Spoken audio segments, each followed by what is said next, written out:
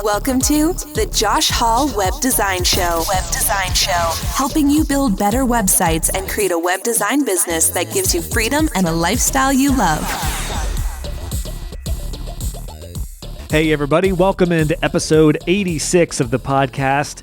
In this one, I've got a real treat for you because I'm bringing in somebody who I would seriously consider to be an expert in SEO, particularly in local SEO. And if you've followed me for a while, if you listen to this podcast for a while, you know that I don't often use SEO and expert in the same sentence because I think it's very hard to find somebody who would be considered an expert in SEO because it's such a wide-ranging and broad and relative type of industry that also changes constantly.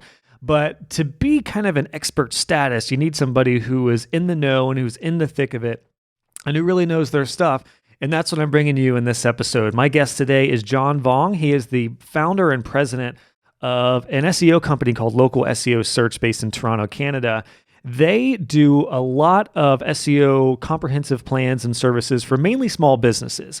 And I wanted to have him on to talk specifically about the local SEO aspect and what we can do as web designers to make sure our websites are optimized for local SEO small businesses. So if you're working with businesses like automotive shops or chiropractors or dentists or barbershops or anything like that, that's often a brick and mortar shop or store, local SEO is absolutely key. And the beauty about local SEO is depending on the terms and the competition they have, you can really make a lot of waves by just doing some simple things with SEO to optimize it for local searches.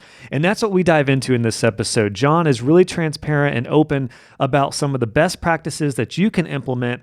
And just by listening to this episode, guys, I'm telling you, you're going to be so much more valuable and confident with talking to your clients about SEO and helping them lay a strong basic SEO foundation to build off of moving forward. Because again, SEO is scary, it's shady, it's a complicated industry, but every time I interview an SEO person, I feel more and more comfortable and confident with it because even the experts often tell me there's numerous ways to go about SEO. It just depends on the terms, the budget, the size of the audience you want to reach, the location. There's a lot of different variables. So I'm hoping that this one really sets you at ease because I don't use the term loosely when I say SEO expert. But John is definitely somebody I would consider to be on that level. So really excited to hear how this one helps you out. Now, if you're just getting started in SEO and you feel like you just want a crash course, a beginner's course to know the foundations of SEO, I have put everything that I've learned with SEO into my SEO course. And that course is available and open right now. So I'll put the link in the show notes of this episode. But that is dishing out the fundamentals, and it's going to help you with the basics of SEO so that you can build websites and have all of your checklists ready to go with the basic thing that you need to get done for some good SEO optimization on your websites.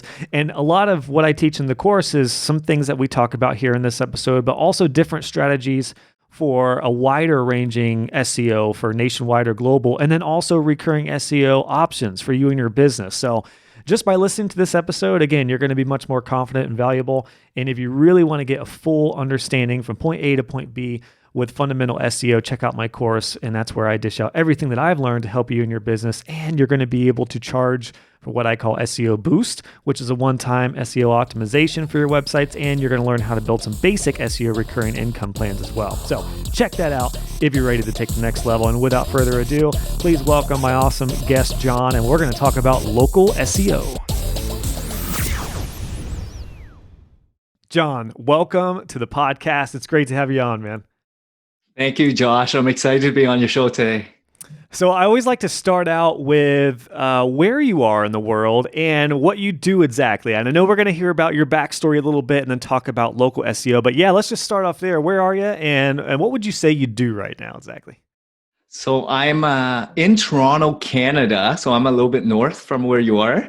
And I basically own a digital agency, and we only specialize in full service search engine optimization. And 80% of our clients are local, small, medium-sized business owners that we focus on.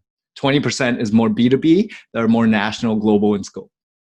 Gotcha. Now, we're going to talk a lot about local SEO. And before we went live, I told you, my audience of web designers, including myself, everyone struggles with SEO. It's just a scary, shady, confusing type of industry. I don't consider myself an SEO expert by any means. However, I realize that working with a lot of businesses over the years, and then my brand here with joshhall.co is 100% SEO. I realized that it's super important, and I have learned a lot, but at the same time, I wanted to pick your brain, particularly about local SEO, because me and my audience, we work with a lot of local businesses, and inevitably, every client is like, how do I get to the first page of Google? How do I get to the first page of Google? So I'm excited to pick your brain about that. I think a great place to start, though, would just be a little backstory. Can you tell us about your agency? Did you just do local SEO? What did that look like? So 7 years ago, I started this agency not knowing anything about SEO, which is pretty interesting because before that, I actually worked in sales, advertising sales for 10 years. I studied business finance, and the first job that I had, I actually worked at a company called the Red Pages, and it was a printed directory going to every single business, home, storefront, but it was only of websites. Business owners that had a website was in the book. You know how Yellow Pages was all telephone numbers? This was only websites. So for me, It was a great concept. And this was back in 2003 when the internet was still 3Gs. Computers took a long time to load, 5 minutes.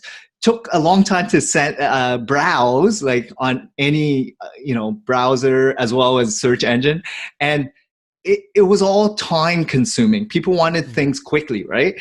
So for me, I thought it was a brilliant idea, and then of course what happened was Google started to take off, and there goes that industry, that whole business. But I really got hooked into like sales and marketing and advertising, right? And that's how I kind of continued my path in eventually owning my agency, where I dabbled into online affiliate, performance based with some Fortune 500 companies, learning about anything affiliate. And then I went back and did traditional advertising again, advertising sales, and I worked at Yellow Pages for 5 years. And that's where I actually refined my art in sales, really understood where I wanted to fit in terms of pursuing what I wanted to do for the rest of my life.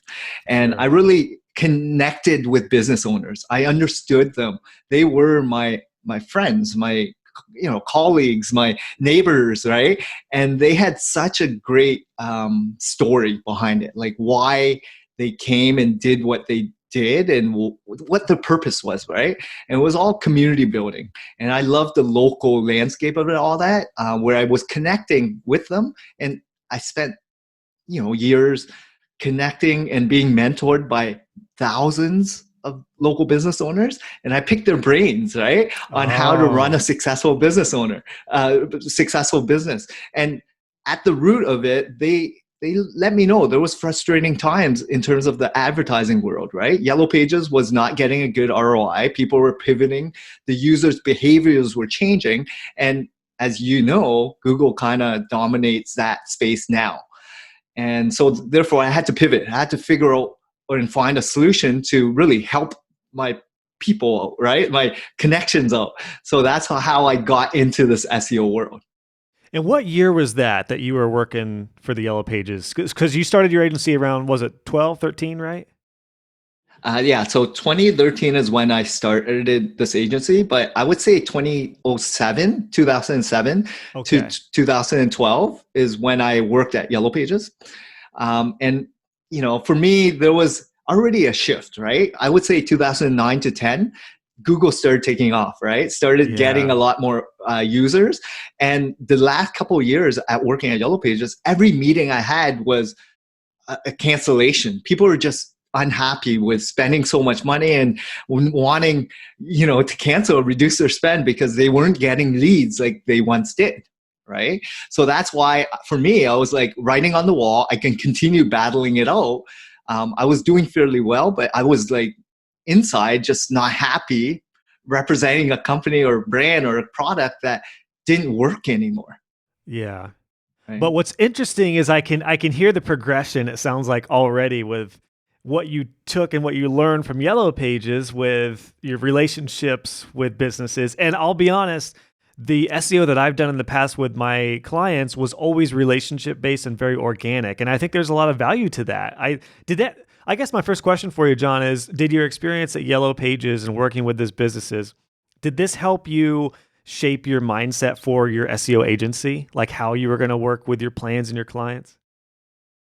So that's the only digital agency that I kind of worked at, right, for a very long time in terms of like the process, the billing cycle, the way to actually take care of a client, right? So that's all I knew. And that's how I kind of molded this agency to really focus on one thing. I don't touch ads. I do build websites for some of my clients, but I don't say we're experts at it, right? We are experts at SEO, and we narrow it down to whatever categories were in the Yellow Pages. Those are the type of clients that I really service very well at, because I have personal experience understanding their absolute needs, right? I understand what problem and pain points they have, and I can speak their language because I probably know a majority of their competitors that I work with, right, over the years. So I get it, and they get it as well if we've worked at a very similar, digital or print media, traditional media landscape. Yeah. Yeah, that makes sense. And it's kind of interesting with SEO because I know for a while, I had like a tear where I just worked with home inspectors left and right. And so I would take what worked with one and just make it even better on the next one. And a lot of it was SEO related. So yeah, you can kind of do that. You can kind of look at the industries and, take competitors, but then kind of make them their own. Now your team is how big is your team right now for local SEO We have search? about 30 plus staff, and it's broken down into pillars, right? So when I first started, I was really just hiring freelancers, and eventually I got full time and hiring based on experience and personality and skill set, core values, all these other components are way more important today than when I first started. Mm. And now I have a team of developers, SEO strategists, consultants, as well as like graphic designers to link builders to content writers to, operations manager, HR, and all that stuff. And one reason I ask is because you guys aren't servicing just Toronto, right? Are you doing all across the nation? And do you do anything abroad, or you just focus US or Canada? So it's Canada, US, and UK right now. Okay. Gotcha. So yeah, let's dive into it, man. I've got some questions for you just because, again, I'm really curious about picking your brain and what you have experienced yourself and what your team has realized with some of the trends that you've seen. I guess a great place, I like to start simple. So a great place to start would be, what are some of the best things we can do just for basic SEO? For my audience of web designers who might be working with an automotive place or maybe a barbershop or something, I always let them know, and I feel free to critique my strategies with SEO here, but what I always did was make sure everything's submitted to the Google stuff, which would be Google Analytics, Google Search Console, and Google My Business. Make sure they have a listing, all the information's correct. And then ideally, one of the quickest wins I found for SEO was to have individual pages for each service, which a lot of their competitors didn't. Would you back those up as some of the best first steps? And would there be anything that you would add as far as some of just the basic things we can do for local SEO?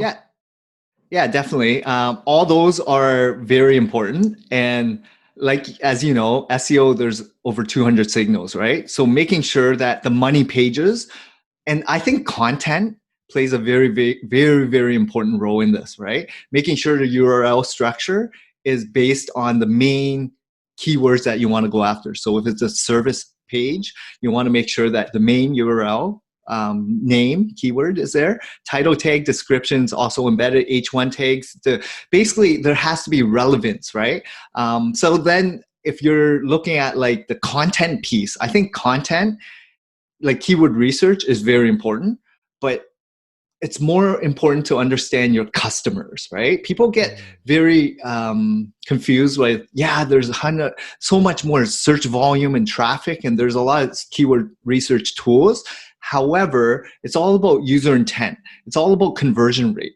And what I feel is depending on the type of clients based on the journey that you want to take them on, either it's informational gathering, navigational, transactional, where they're at. And most of these small local business owners, all they care about is conversion rate. When they are ready to buy, get in front of them to be more visible so that they can at least interact with you or have the chance to win them over, right? Not so much about creating guides and creating a ton of like, I guess, collecting information on a funnel drip or whatever campaign, right? So it all depends on who you're servicing. So if you are local barber or restaurant, these guys, all they care about are main keywords like takeout, delivery, I need a haircut today kind of terms, right? Like, as opposed to here, I want the best tips. I want information on how-tos, right? Those are, different type of clients that want to do it themselves, right? These are more transactional. And so therefore, with the content piece that we kind of deliver, and we go through that whole process of uncovering all the buyer journey and conversion copy and understanding like who their ideal type of client is, because without that information, you can't even start a good SEO campaign. You're going to kind of go blind without that insight and information, because anyone can build an amazing website that looks incredible, right? Custom it, you can just make it look very, very out there, right? However, it doesn't resonate with the customers, or if it's not even appearing, on SERPs, what's the point, right? You invest all this money building a compelling, brand new website. Business owners don't really care about how nice it is. They care about how much business it brings them. Yeah, that's a great point. A beautiful website suddenly doesn't seem as beautiful if it's not converting anybody or not bringing in any money or any leads. So well said. That's a good point, because there are these different aspects to web design. And this is why I'm a big proponent of all web designers at least knowing the basics of SEO or having really good partners such as yourself to be able to handle some of the SEO related stuff, because you said it is so important. It's SEO, design, and conversion. Those are kind of some of the top pillars, the importance of all websites. Now, you touched on something really interesting there, which was really being more organic and then talking to clients about their customers and the customer journey.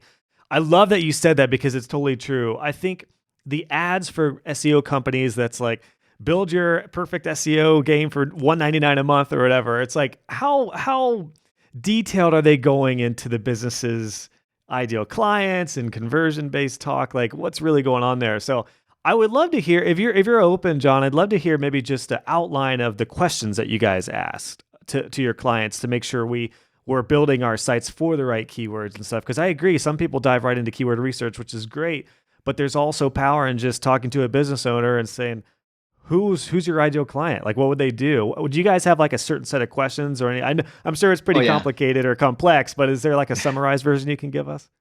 Yeah, we have like a two sheet 1 hour long interview process as an intake. And typically what we do is we do a lot of pre-research, right? On their website, some of the services they want to really show up for, their niches, their product or whatever, and their major competitors, say 3 of their major competitors. We do a lot of digging and analysis pre-call, right? Actually, when they sign up, we actually know a lot about them, right? And then when they actually sign up, then we do the conversion copy call. And this is where we dig deep in terms of like profiling their ideal customer. Because if you've been in business for a couple of years, you probably have a handful or a dozen loyal paying customers.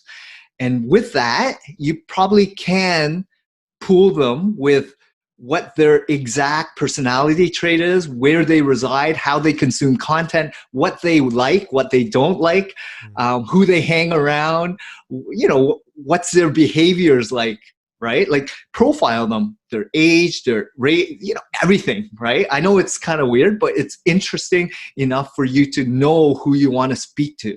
That's where the start point of content creation resides. And then what content do they expect or want? How frequent do they like it? Is it written content, images, videos, podcasts, audio? You need to understand the journey behind it. And then do they expect reviews? So if that's the case, start getting some video case studies and testimonials, understanding what triggered them to pick you in the first place. Why didn't they pick the 3 other competitors? Get in the mindset of speaking to those customers. And this is a little bit deeper, but it's so important to understand. And I think that's where the gap of website design versus an SEO company, there's a major difference because, website designers will only make it look pleasing, like it's nice, but they don't go deep in terms of wanting to help them deliver results in terms of like client acquisition.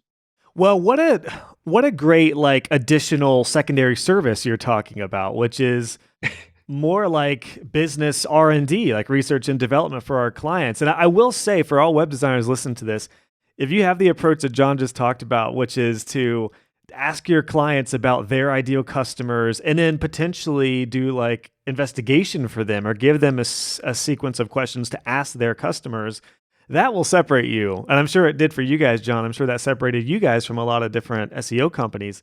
That will really make you look like a total professional. And it'll feel like for the client, you're on their side because you're not just taking their money and diving right into research, but you're actually asking them about what's working. And do you guys have, do you have something where you give questions to clients and then they reach out to their customers, or do you actually handle that? Do you say, can you give us your top 10 customers and we reach out to them? What does that look like? Yeah, we only work with the clients, right? So it's their job to provide us all the intel and information. And typically they know, right? Based on if they're in business, they have revenue, they have clients, they kind of know a lot. Like as an entrepreneur, you know, right? Who your ideal customers are and where you want to play in the whole realm of niches, areas, locale.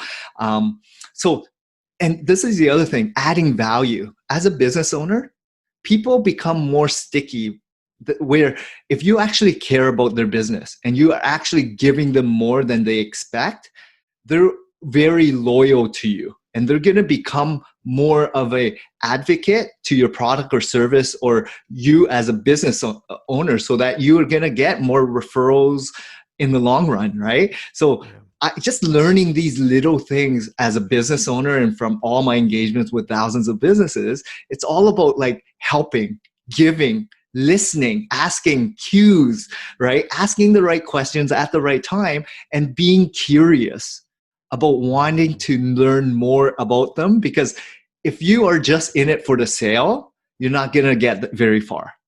But if you actually care, that's what's going to set you apart. Because business owners want to build strong relationships with people that they can trust and really know that they're going to look after them, good times and bad, not just take their money. Well said, John. That was very well said. And it's funny that all this correlates to SEO because you wouldn't think about that. And that's one reason I love people in the SEO world who are taking a different approach and not from that typical like standard SEO package, productized. I'm all about productizing stuff where you can, but SEO, the heart of it is a very organic thing, at least it should be. And my brand is a perfect example of that. I did not do any professional SEO work or keyword research. I just just what you said, I kind of knew who I would be best, creating content for. And I put it out there and I promoted it where I could. And that was it. There was really no extra thought. And I think SEO can be so daunting sometimes, but if you really just break it down, and I would encourage everyone to do this for their clients, but don't overthink it. Don't get so overwhelmed by, the complexities that are out there, but just look at your best type of clients. Just like you said, John, what are they looking for? Where are they? What are they, what are their habits like? And it is weird, again, to start off with that, but what a great place to start. And I would think that would catch clients off guard too, in a good way. They would be like, wow, these other SEO companies were just trying to get me to pay $1,000 a month for their package. Whereas, you're really taking a different approach and being much more organic and interactive with that. So that's great. And I love the idea of empowering them. Do you guys have like a typical type of questionnaire outline that you give your clients that they would use to collect that information? Or what does that look like? Yeah, so during the intake, we give them all the questions and prepare because we need to record everything so that we can actually disseminate across all parties within our team. And it's all about like understand, even though these are questions, you can actually tell if they mean it or not in a video conversation, right? So then we Oh, would yeah. re-watch the video to see if we're not sure about this. Can you really think about this point or this area where you mentioned this? Because I feel we can go much deeper. What do you mean by this? Because a lot of people, as a business owner, a lot goes on in their mind, right? They're going a million miles a minute, right? And sometimes they kind of overlook things. So I kind of tell them to reflect on what their answers are because it's a big decision when we're starting to create a campaign. We take good businesses and make them great, right? But we cannot take a business that doesn't know how to run a business, like someone or entrepreneur has no clue how to run a business to become the best business owner or a good business owner because they don't know the foundations, the fundamentals of how to run a good business. Gotcha. So yeah, it seems like you guys are really being a guide in a lot of different areas outside of just the standard SEO. I want to ask you what a campaign looks like, and I'm sure that's an open-ended question. It depends on the industry and the client, but we've talked about some of the basics with like at least having a aesthetically pleasing site that has good copy that's going to convert. Talk about some of the basics, submitting to Google Analytics, Search Console, Google My Business, doing some really good organic type of research so you know the customer, setting up good funnels on the website.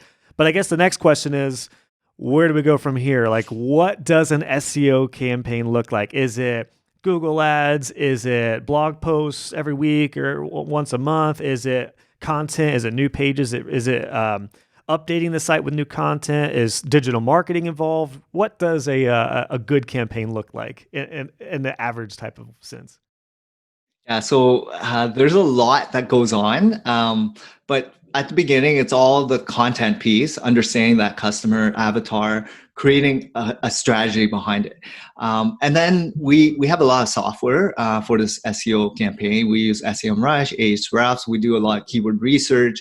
We don't touch ads actually, because for Okay. us, ads are different. Like it's renting space, right? To acquire new customers, new engagement, all that stuff. We stay away from that. We only focus on delivering ideal clients inbound because, as you know, majority of the traffic customers don't like being pushed ads at them. They'd rather find it organically in themselves, right? Real quick, Um, I love that you said that too, John, because I always have felt like Google Ads is completely different than local and yes, organic SEO. It really is. It's like a whole different ball game. And yes. yes, you can get quick results with ads, but what happens when you take your ad down? Zoop, you're down, on page 100 or whatever. So my analogy for ads versus SEO is you're either renting space, just like in the housing market, you can rent for the rest of your life, or you can own real estate, which is, yes, you're going to save. It takes a while to save money. But when you're there, you buy it and you purchase it. When you start paying, it's all about building equity, building the momentum, getting some inbound. And that's where I feel when you do work with a good SEO company or you do it yourself or whatever it is, if it's a good campaign, you're going to feel the fruits of all the labors because all of it will come together. So a proper campaign, let's go back to your question. Sorry, So I typically, derailed us, but that was great. so it's the content piece, but then we have our SEO strategist team always on board. So they're on it to figure out where the gaps are, the opportunities are. They look at your competitors, what worked for them. We typically mimic, and then once it's competing, we try to overtake based on global competitors, right? Someone in Toronto might be competing and doing well, but what is New York looking like? What is London looking like? What is Chicago looking like? Big markets, and what are other people, other companies doing? Because we have software that can detect anything, right? To see how their strategies work. So as an SEOer, someone that has experience, it could be, a lot of internal links. It could be just depth of content, right? Relevant content, niche specific. Go out there, get more association links or get more credibility, because that's the hardest thing. How do you amplify your message? You write a blog, no one reads it because it's only on your website. How do you get awareness? Is it PR? Is it other influencers publishing it, referencing it? Like, that's the biggest challenge. But people have to realize it takes time, just like building a business. It's relationships that matter. Yeah. And that's where link building of relationships, if done right, personalization, and there's a whole technique behind link building, but if done right, it's going to really amplify your business. Well said. And you talked about this earlier, which was the customer behavior. Like, where are they? What are their behaviors? What are they doing? Are they listening to podcasts? Is it YouTube tutorials? Is it some industries? People are reading blog posts and they like that, depending on the demographic and the type of industry.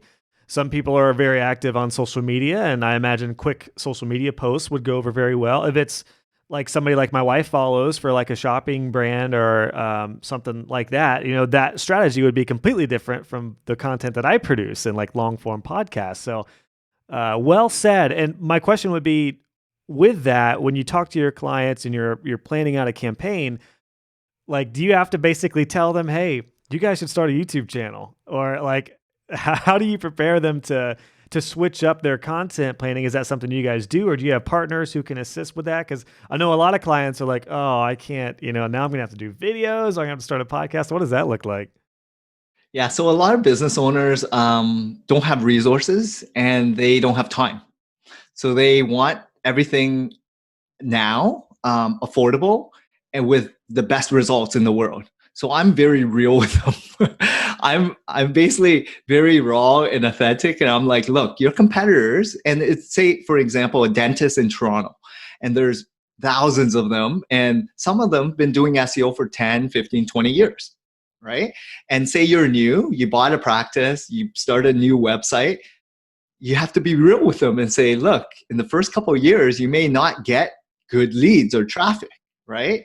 But if you stay the course and you're in it for the long term, 5, 10, 20 years, eventually we will supersede them.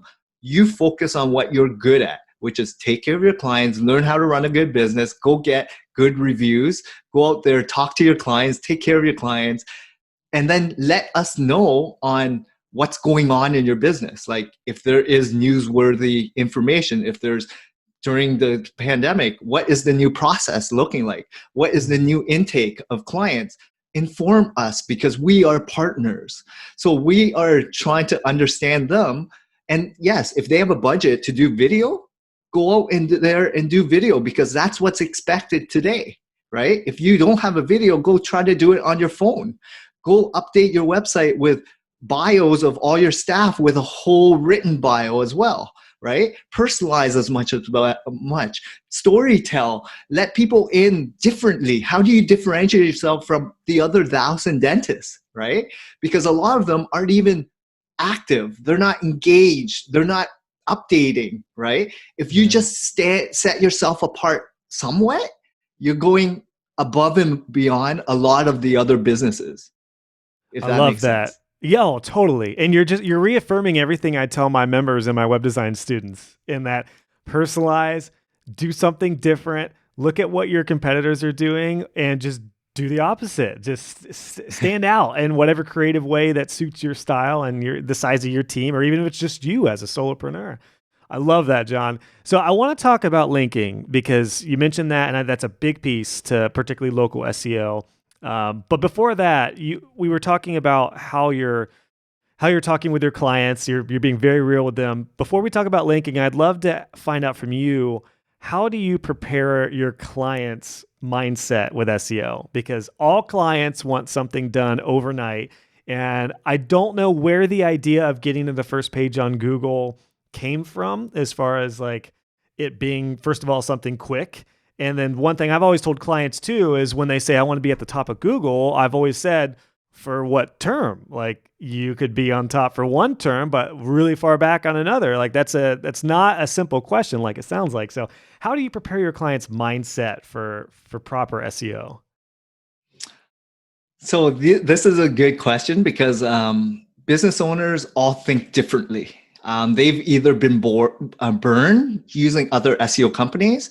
They've hired in-house freelancers and got poor results. They've spent tons of money spending money on ads, thinking that was the golden way to get new clients, but Yeah. they become frustrated, right? So they don't know who to trust, where to go, how it's supposed to work. So the more you inform and educate them by giving examples, giving case studies, and let them talk to real customers of yours, that's where it's a relationship piece, right? And because I do a lot of speaking, I do a lot of webinars, and it's all about like letting them in on the process of what goes on behind the scenes. Then they'll realize how difficult it is, how long it takes, how much A/B testing is involved, how much strategy is behind it. And even when you write a 1,000-word blog, there's the SEO team with keywords, semantic keywords, keyword research, as well as the graphic team, the dev team. Everything plays to then post it that will then amplify on social, right? So you can't just write a good piece of content. That may take hours to write a really good piece that will actually deliver good impact, right? So it's the whole strategy behind it. It's the same thing with video, right? You don't just put out a video. There's content that has to be strategized. Then you have to edit it, right? Then you got to plan the posting of it. And then you put it, embed it in your newsletter and email funnel so that all of it gets a big impact. It's the same thing with SEO, right? Yeah. Hopefully that makes sense. So once I talk to the clients, it's all about like, yes, we can help you as long as you're patient and you understand that we're here together for the long term. If you're looking for a quick fix, 1, 2, 3, 6 months, we're not a partner that we should work together, right? Beautiful, beautiful. Now, do you let them in on that process and talk about that before the sale, or is it like you kind of give them a peek of it, but then you really dive into it once they make the sale? What does that look like?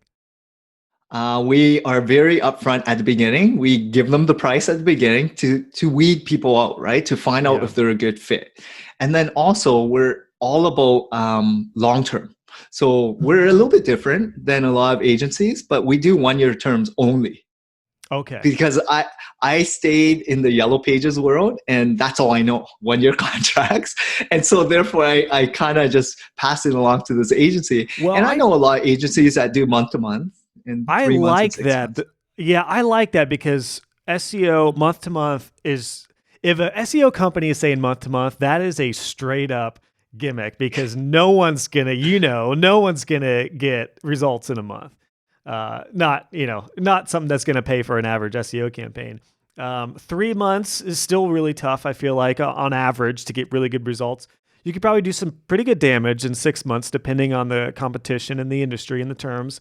But I feel like a year is like a good benchmark as to whether, like that should be a pretty good standpoint to where it's paying off, you're getting ROI, and then you can see what's going to happen moving forward. So I like that. I would feel comfortable as a customer if a SEO company was an annual type of thing because it's not locking you in for something super long term, but again, it's enough time to really start seeing results. So I like that because I was going to ask you about that. I was going to ask if you did packages by month or by certain months. So that definitely makes a lot of sense. And so you talk about weeding out. Do you feel like once you get those people, the tire kickers out, you get the people who want something super cheap for nothing kind of deal, you get them out, do you feel like you're already setting yourself up for some relationships that are going to last a long time because you've got the people in the door who they're of that mindset, right? You kind of trained them already, probably without them even knowing. So again, myself and my VP are the ones that take care of all client intake. And it's a gut check, right? It's all about like, do I really want to help them? And are they really the type of profile that we can help and serve well? And are they in it for the right reasons, right? Because again, we've made a lot of mistakes early days. But today, it's all about making sure and vetting them the right way. And maybe 95% of the leads that we get are not our type of clients. And it's okay to say no. It's actually better to say no, to say yes to everyone that comes in, because you got to refine your type of profile, your clients, and you know who you can really help and you know who you don't think you can help well, right? This is a total aside type of question, but do you personally care about conversion rates on sales that much? Or are you much more focused on, having a much more closing percentage as long as they're the right type of clients? At my agency or the clients that I serve? Your agency. And the reason I ask is Okay. because I think a lot of people get discouraged when they're not landing 10 out of 10 clients. But I've always been with the mindset of, if you land 2 clients out of 10, but they're really good clients, I would much rather take that than landing 10 out of 10 clients and they're all not great fits. So I was curious about what your thoughts were on how you guys, I don't know if you measure your conversion rates or what that looks like. So early days when I first started the agency, I took every single client that came in that wanted to work with us. As the years progressed, we got, less and less clients, but quality clients. Yeah. I would take quality over quantity any day because they are the biggest advocates of you when you take care of them and they feel that you've made a difference in their lives. Because the ones that I took early days, after a couple months, they're going to complain, they're going to cancel, and they're disgruntled, right? So you kind of understand who you want to serve, if that makes sense, because it's hard, right? When you're starting off, you want to take everyone and it's feast or famine. You're just starting off. You don't have revenue. But when you're more established and you understand who you are as a company and agency, what your brand represents, what your values like, and as they get it too, right? Because you have your presentation, pitch, whatever. It's all about like letting them in to see if they understand who we are and if we are a good fit for them. So when they do that vetting process, we vet them as much as they vet us, right? Gotcha. Because once you're at that stage in terms of the business, you're in a better situation because you don't need to take on everyone. Yeah. You just want to take on the ones you want to take on, if that makes sense.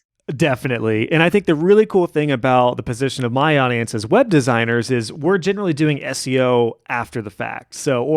It's part of maybe we're doing some basic SEO while designing a website, and then the SEO campaigns and the ongoing content, that's kind of a phase 2. So we already know the clients. It's not like most web designers are not getting random SEO leads if we're not promoting ourselves as an SEO agency or person. So yeah, that definitely, I love that mindset, quality over quantity, all about that.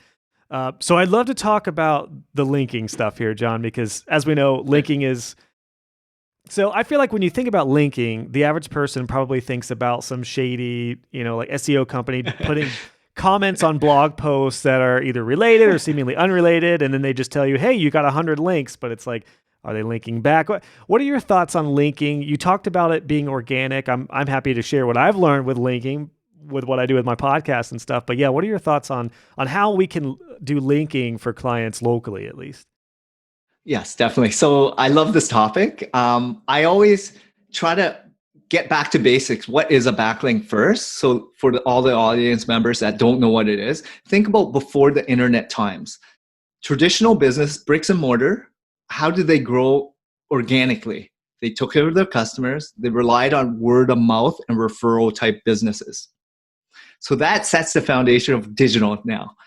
Google, they don't know your offline business, right? They may track you with GPS. They know the signals and how many people are visiting your store, how many people are calling you when they go on digital, but they don't really know who is referring business and how they came across you. So come Google now. It's more like Google can index sites. There's millions of websites out there. And the only way they can determine your influence, your authority, that metric of saying, look, I feel this company, this website has all these other people referencing to it. Why? Who are these other websites? Why are they referencing to your website? Are they credible? Are they BBB? Are they associations? Are they niche specific to your industry, relevant in terms of content? If they are, then maybe I should increase your ranking because other people who are much more senior and been way more credible are, right? So that's how you have to break it down first off. And then there's different types of links. I'm going to talk about citations, very simple. Directories first. Yellow Pages, Yelp, Web Local, all these other sites. You can actually claim your directories, submit all the information and put your URL there. Usually it's a no follow link. There's a difference from a do follow and no follow. No follows there's no link juice being passed onto your website. So what you want is do follow links, because some of these links are actually like the juice is passed onto your website. So that's an attribute that you should really look at. Then there's different ways to get links, which are natural link building methods, which is you have been, say you're a contributor to a different a site, right? Say Medium or Huffington Post or Vice. And these are big, big sites, right? Media sites. But it took you years to become a contributor. It took you years to continue writing good content to get there. So think about that process. It's like you being an expert in writing, that they trust you now to then write a piece of content. And in that piece of content, then you have a link going back to your website, right? So it's the relationship that you have as a to the contributor of that site that will then allow you to write a piece of content that will mention you, that links back to you. And usually those are earned, right? Yeah. Because it takes years to build relationships. There's, of course, other ways like forums and comments, which you mentioned, which is still, I would say I would stay away from it. Like the Quorums and Reddits. I was going to ask what your thoughts were on that, yeah. The Quorum Reddits are free. So anything free, I would say stay away from, and don't put links out there, because Google recognizes those are very spammy, right? Instead, position yourself as someone that knows their stuff, and you're informing the audience numbers by giving value, answering that question, but not mentioning who you are or what company you are. Maybe that hyperlink of your name goes to a profile, and the profile has a link to your website, sure. But don't make it stuffing it to your website, because that's kind of spammy, right? Yeah. So and then I'm going to talk about guest posts, right? Guest posts is very similar to the contributor model, where you're reaching out to the website owner of some of these sites, major sites, right? And they allow for guest posting. They allow you to contribute to their blogs, right? Or contribute to newsworthy information. And as long as you pass their vetting process on writing a piece of content, and then you have a link back to your site. So I feel like link building is more relationship building, in the digital sense. And the more relationships you build with site owners or contributors, the better you are positioned when you're doing a proper link building campaign. Just like building, it's very similar to like sales, right? When you're doing sales, outbound sales or relationship building, high ticket item, it takes time. It takes months, years to harvest a good relationship for them to even talk to you, let alone pitch you. And then during that time, how many knows until they actually listen, receptive for you to be a guest post.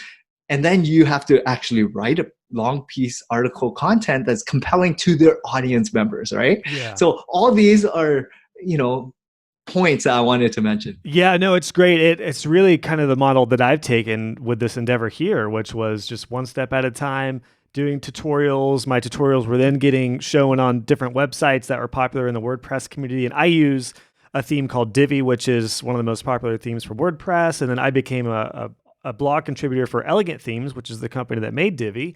So that was a big piece, just like you talked about, but it didn't happen overnight. I built those relationships, and the way I became a blog author on Elegant Themes was I just happened to find out that the content manager at Elegant Themes lives in Columbus, Ohio. So I took the total organic rate and just messaged him and asked him out for coffee. So my SEO ranking for joshhall.co started over a cup of coffee here in Columbus, Ohio. So it's like a parallel example of what you're talking about. So I love that idea.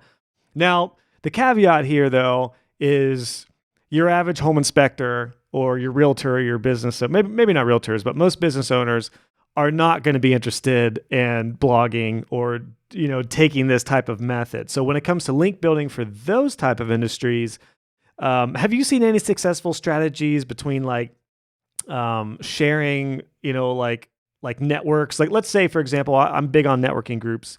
One thing that we had done in my networking group is like, here's my website, here's a bunch of trusted people that I use, and they might be all different industries. Have you seen stuff like that be good sources of link back or backlinking?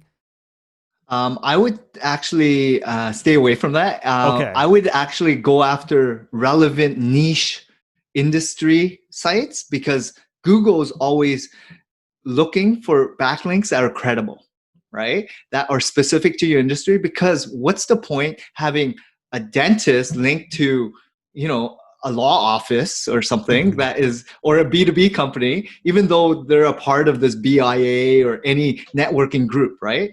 There could be 20 different industries from insurance to mortgage to restaurants to all Yeah. this, but they're not really related in a sense. Yes, they're a part of that network, and you can have like a reference page and everyone shares like referrals links there, Hmm. but it's not really gonna help you improve your profile because That makes the sense. links that you get from them are not really your relevant audience members. Those people are not, you have to look at it in an organic sense of, is it generating value from the users, right? So the audience members of that dentist are looking for a dentist, right? And therefore, if they are, why should they be linked to a lawyer? Yeah. Yeah. It's irrelevant. But if you're looking for a dentist and maybe I don't know what dentists are referred to, but maybe like something more concrete associated to dentists, it will help, right? um I can't Well, think of that's a something great, else. no, that's a great point. And I asked that because I guess you have to think about what Google would do as well. Like you think about the human touch, which we've talked a lot about, but you do have to think kind of robotically in some ways too. Like if Google's going to search for a dentist, but then there's a page that's linking out to an auto mechanic and a flower person and a chiropractor, it probably isn't going to recognize that as a great referral source for this article or this directory or whatever. So that's a really good point. And I do think there's a lot of value in the even your competitors, like I call it co-opetition, working with people who are your competitors, but you can still benefit from each other. So I know I worked with a retina surgical place here in Columbus, Ohio, and we got a lot of SEO juice from some of their competitors that they just didn't have the exact same services. So like some eye care places would do some eye surgical stuff, but they wouldn't do really advanced stuff. And then they would refer to my client.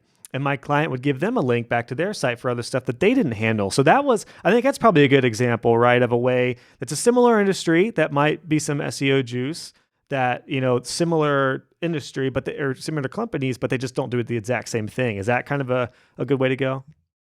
Exactly. So give you an example: websites, designer development, and SEO, digital marketing.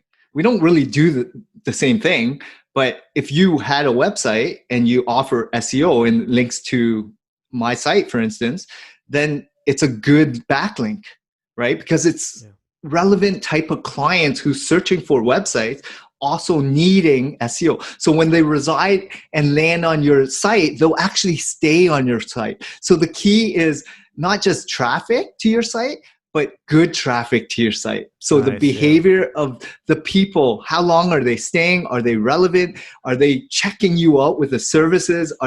Is their intent actually going to buy something afterwards? That's more important in Google's standpoint because they're watching every single thing going on your website, right? So the more you provide, the better.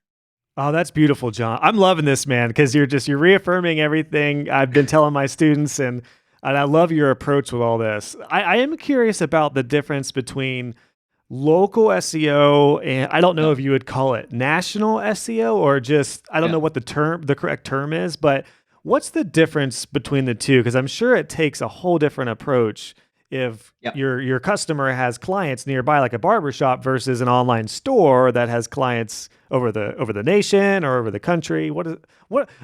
First question: what is that called? Would you call it national SEO, global SEO? What's that called? We call it just organic SEO, but it's more broad term keywords versus the Okay. local keywords.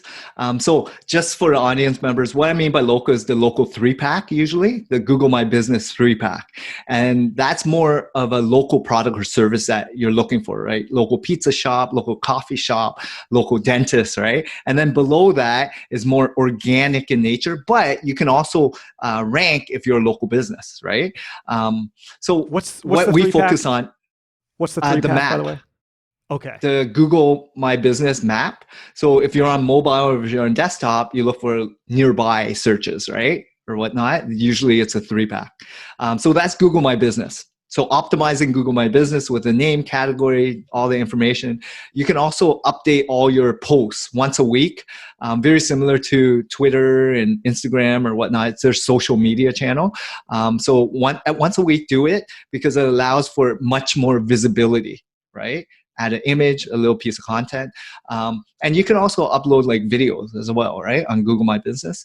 Make sure the key component of Google My Business is the category, very important, as well as making sure you get really good reviews, right? Reviews is a huge signal for the local 3-pack. So again, run a good business. Run a good business. Yeah. And then so what I'm gonna... Oh, yeah, sorry, John. Go ahead. I was just going to say, I was going to ask about your whole idea for like the organic, broad-based kind of stuff. Yeah. So with the local, as a local dentist, for instance, in Toronto, you want to go after like even micro local or neighborhood terms, right? Like Yonge and Eglinton, or, stuff that actually resonates with the actual users within that base, right? So it's community driven. That's what I mean by local, because Google has a lot of signals. And what you need to do as for backlinks and profiles and getting more awareness is getting people to talk about neighborhoods within the reviews or content or any of the blogs or anything that resonates for local. Because Google is always indexing, crawling different words and content pieces and signals. So the more regional, even the URL structure, the title tags, it mentions that region, neighborhood, street level. It helps, right? Because it supports who you want to be known for in that region. Because as a dentist, you probably only service 2 to 4 kilometer radius, right? People don't drive that far. Restaurants, maybe 10, 15 kilometers, and now it's more takeout or different service providers like Uber and whatever. So then there's the organic, right? So these are more broad term.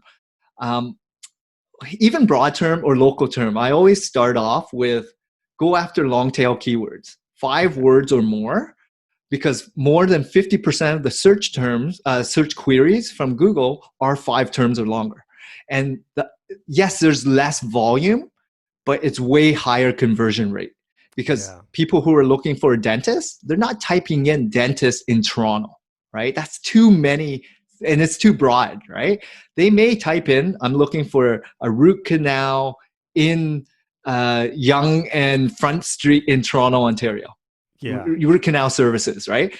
That's much longer. That's 5 or 6 words, but it's speaking to exactly who that customer is looking for, right? You're answering the query by providing a piece of content that delivers exact match or a long tail keyword, right? Similar to, YouTube, similar to any video, you have to answer customers. Yeah. And when you start doing that, questions that the customers have, because once you start doing that more so by getting in the head and mindset of your customers and delivering on exactly what they're looking for, then that's where you get higher conversion rate, right? Yeah. And I was just thinking back to like when my clients would ask me if I want to get to the top of Google, the classic question, and I would say, okay, well, if you are a home inspector and you want to be home inspector Columbus, Ohio, that's going to be a whole different ball game than, termite inspection in, I'm in Grove City, Ohio, which is a suburb outside of Columbus. Termite inspection Grove City would be a lot easier to hit and get quicker instant results than home inspector Columbus. And I could see their mind shift when I told them the difference of how Google works with, and it's common sense, but sometimes business owners they need to be enlightened on how Google works with the idea that there are differences between the keywords. There's short, mid, and long tail keywords. And long tails, I have an SEO course that's like a basic beginners type of SEO course, and I say that too. Long term or long keywords, long tail keywords, excuse me, are the not easiest, but generally the quicker results. And I almost feel like, I don't know your guys' approach with link building and some of the plans we talked about for your customers, but I almost feel like if you can start out with some long tail keywords and get some quicker results, that's going to build some trust with customers. And they're going to feel like, all right, maybe, if we've got a couple customers with this now, maybe we can move on to some bigger terms and sell bigger plans and do more SEO damage, as it were. Yeah, we always start with local, even though you're a national or a larger brand, because it's quick wins.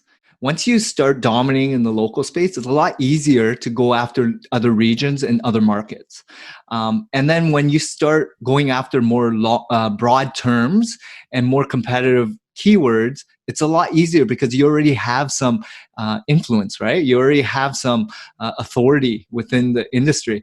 And I forgot to mention, like with link building, anchor text, keywords, the ratio is very important. Understanding the comparative analysis, how their mapping is, as well as the trust flow, how much organic traffic. There's a lot of metrics behind link building.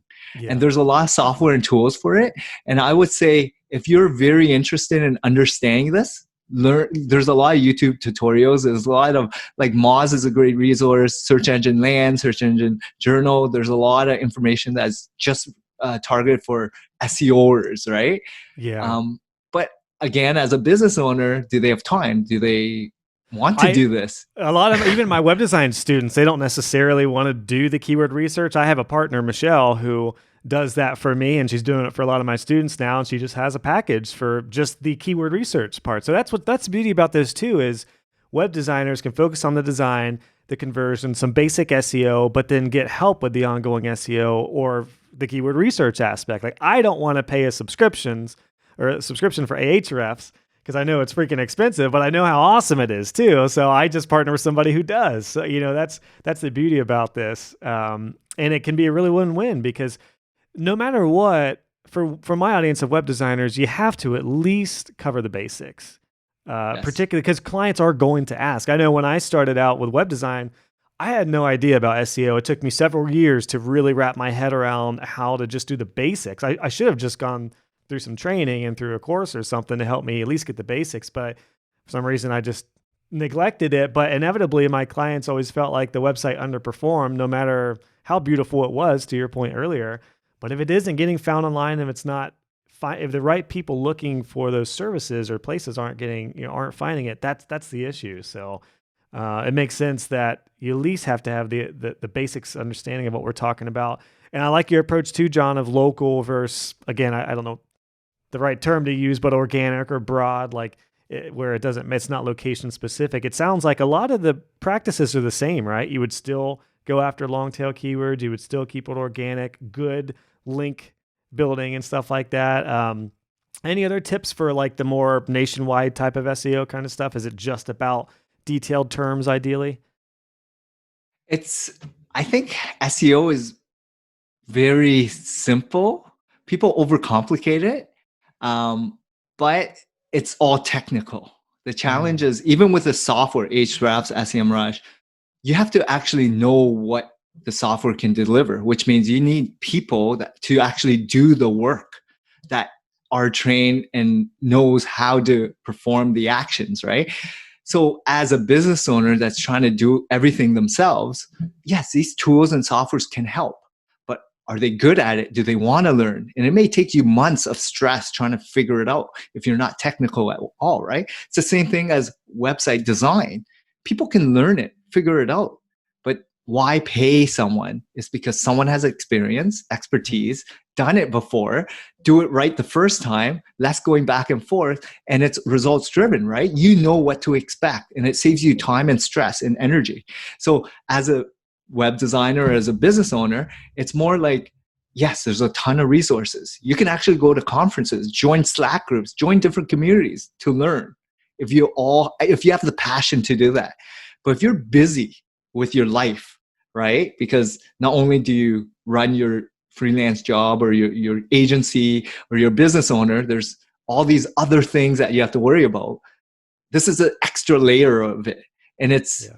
evolving all the time, and there's Yeah. challenges that go on, right? So it's like anything. It's like, have fun, enjoy what you do, but resonate, like understand what works for you as a business owner, right? Yeah, well, you said it there. It's evolving. It's changing constantly. It's the same thing with web design. Web design and SEO, they're similar, but they're different. And it's very hard to be a top-notch web designer, developer who can keep up with everything that's going on there and SEO at the same time. I'm big on knowing the basics, but then when it comes to really advanced stuff, unless that is your passion, like you talked about, it's best to partner up with somebody for sure.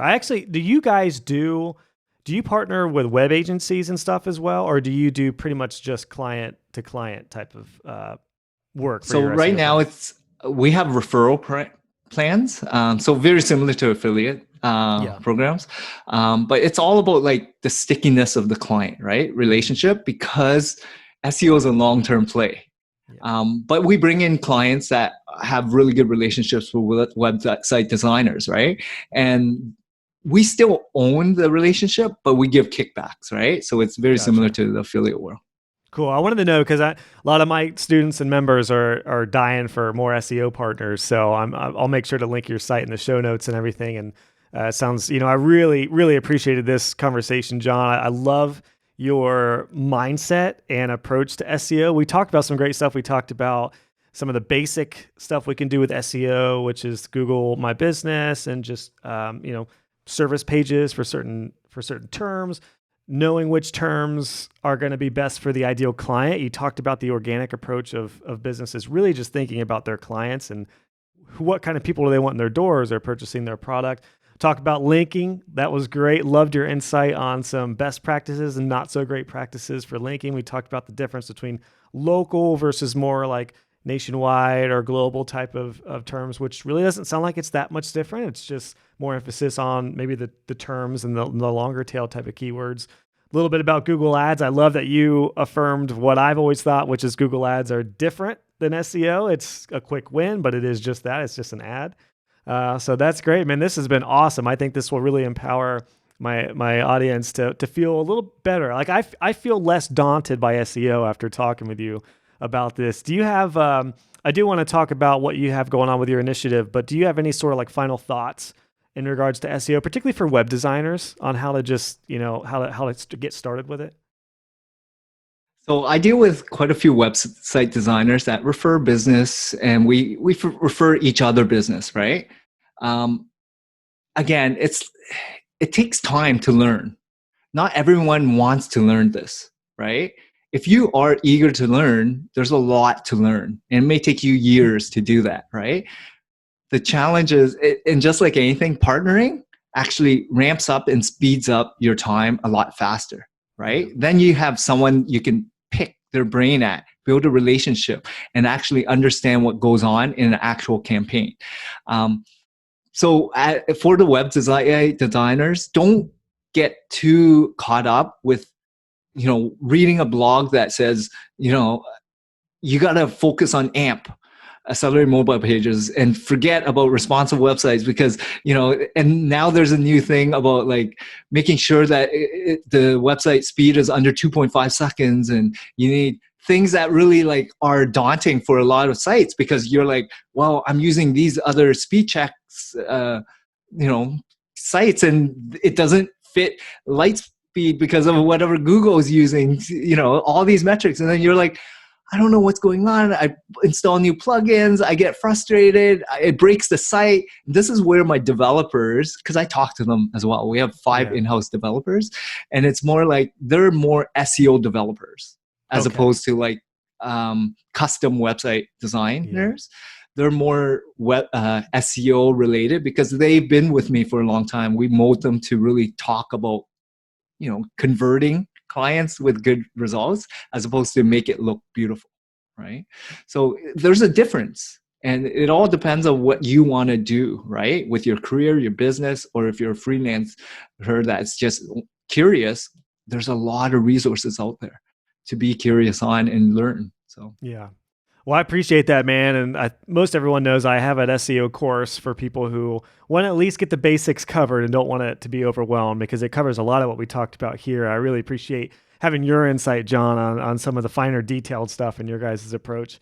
Where can people find you? And do you want to talk about the incentive that you have going on right now, which is a really cool program? Yeah, definitely.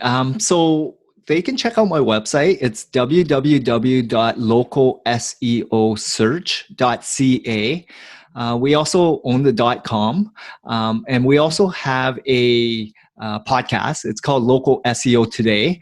And really, it's all about just educating business owners on fundamentals on how to run a good business. Don't make mistakes. What we've learned after working with over 10,000 local business owners. It's all about like real life experience with real tips that will move the needle. And then in terms of the impact initiative, so in October, we started an initiative because usually at that time in the summer, we give back with backpacks for underprivileged new immigrant families filled with school supplies. But this year, unfortunately, here in Canada, we were unable to based on their, you're not allowed to give anyone anything. Sure. So I pivoted away and I am now giving away SEO campaigns. So I'm helping support local business owners. So it's all about just helping where I feel I can do the most impact and good. And we already have a team set up. It's all about helping people that actually need it the most, which are the ones within your community, right? Local business owners have suffered the most, especially if you're Main Street storefront, you're paying abundance of rent, but no walk-in traffic anymore. And that's what you paid a huge rent for, right? And they've laid off a lot of people. Like, I just want to do good, right? I want to help others. And that's another way of just doing good. And this whole SEO world, like, we're good people. Majority of us are great individual human beings, right? And we want to help each other, empower each other to do good, just not for your community and your business, but for your family, for your neighbors, for all your relatives, right? And that's what life is about, right? Understanding what's really important in someone's life. That's awesome, John. Well, I'll make sure I link that to the show notes, because I think you guys have a program to where you're offering to partner with some local businesses to give them some help, right? As far as just get like some basic SEO services, is that right? Or like, isn't it like a year? No, it's a full on 1 year campaign. And usually they go for like $20,000-$30,000, but it's all about helping these business owners out, right? It's doing good. And, there is a vetting process and making sure that they fit our mode of ideal customers, but the ones that actually need it the most. Gotcha. Awesome, John. Well, man, thanks so much for your time. Really, really enjoyed this talk. I don't think it'll be the last time I have you on, because maybe we can get more specific about some of this stuff. But in the meantime, man, thanks so much. It was awesome having you on. I'm excited to hear how this helps my audience. Thanks a lot, Josh. It was a lot of fun. Thanks. All right. Cheers, man. Hey guys and gals, just wanted to pop in with a couple things before you head out. If you enjoyed this episode, please consider leaving a review on iTunes or wherever you listen to this podcast. I would love to hear your feedback, and it will also help other web designers find the show. Be sure to check out the show notes for this episode. Just go to joshhall.co, click on podcasts, and search this episode number, and you'll find all the links, descriptions, and resources we talked about. And if you haven't already, make sure you subscribe, and you'll be notified when the next episode is live. Thanks again for tuning in, and I'll catch you guys on the next episode.